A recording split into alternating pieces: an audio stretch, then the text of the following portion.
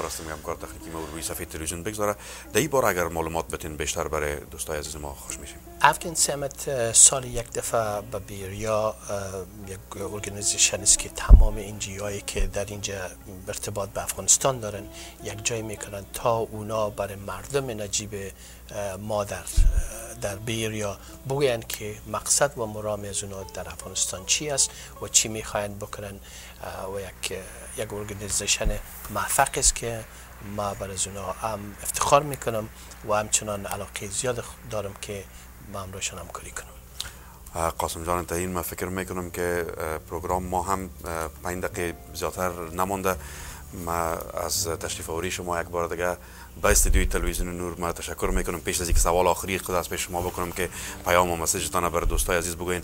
ما از طرف پروگرام خود برای شما تحفه دارم، امیدوار هستم که قبول بکنین برای بزنس هایی را که شما با وجود آوردین، برای الکترو ایمیجینگ سیستم و برای افغان بزنس نتورک.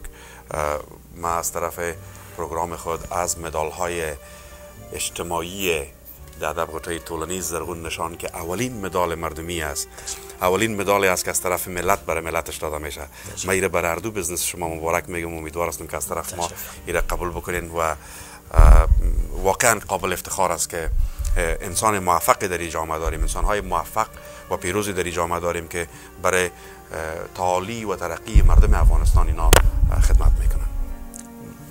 مدیون ایسان شما یک دنیا تشکر، یک جهان تشکر از شما، از تشریف آوریتون و همچنان از این سرتیفیکیت هایی که برای بزنس های شما ما تیار کردیم. امیدوار هستم که این هم با محبت و علاقه از طرف پروگرام ما و از طرف تلویزیون نور شما قبول بکنیم. یک دنیا ممنون، تشکر بسیار. و چون همونطور که عرض کردیم دقایق بسیار کمی از پروگرام ما مانده، آقای ترین 4 دقیقه داریم و ایره تمامش میگذاریم بر پیام و مسیج شما.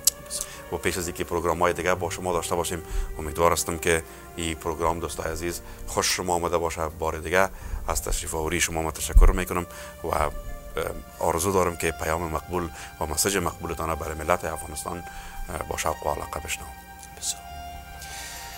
محترم آقای فنا، ما اولا مدیون ایسان کسی هستم که مرا به دنیا آورده، مادرم است که البته به دعای از اونا بوده که ما به اینجا رسیدیم. و دوم ازی که ما با افتخار و تشکرات زیاد خود از خانم سلما جان تشکر میکنم که مرا همکاری کرده که تا بتانیم ارجوی ما بتانیم که یک زندگی آرامه برای خود در اینجا بسازیم و همچنان ایدیای خوبی که داشته که خود محترم داشته که ما بتانیم برای مردم خود در افغانستان خدمت کنیم و افغان بزنس نتورک در اینجا تشکیل دادیم و همچنان از همکاری زیاد که برادر عزیز ما محترم آقای ترین محسن جان ترین است که او باعث CEO از این کمپانی یا افغان بزنس نتورک کار میکنم روی ما هم زیاد تشکری میکنم که اونا هم راستی بسیار زیاد در اینجا زحمت ها میکشن و قلب خود هنوز هم در افغانستان میدانه.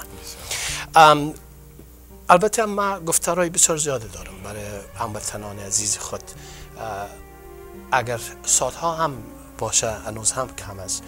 یگانه چیز بسیار مهمه را که ما میخوایم برای مردم نجیب خود بگوییم است که نه تنها ما بلکه اینا هم، شما هم، تمام نیتان قلبایتان هنوز هم در افغانستان است، از طفلایتان از افغانستان است.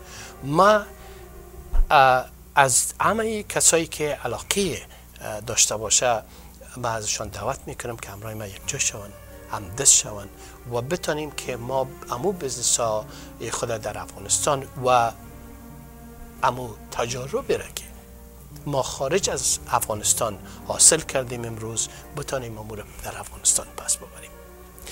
جایی بوده که ما در اونجا تولد شدیم، جایی بوده که در اونجا همیشه به یاد ماست، همیشه از او یاد میکنیم و ما هنوز هم میگم که خدا ما را به مو اندازه قدرت بده که دوباره پس افغانستان خود آباد کنیم و به دست خود آباد کنیم. و این بسیار کار ساده است که به دست خود آباد کنیم اگر ما راستی دست با هم بدیم.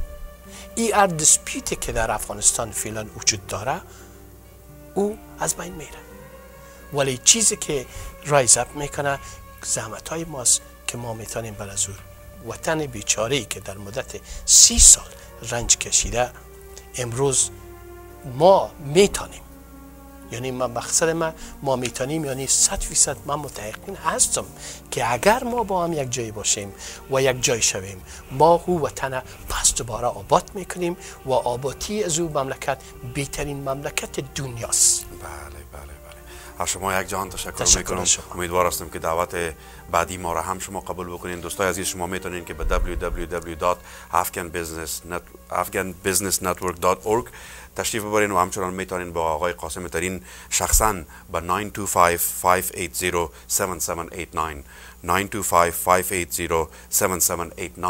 شخصا به تماس شوین. تر بلی خبرونه پوری لای الله مومل شه.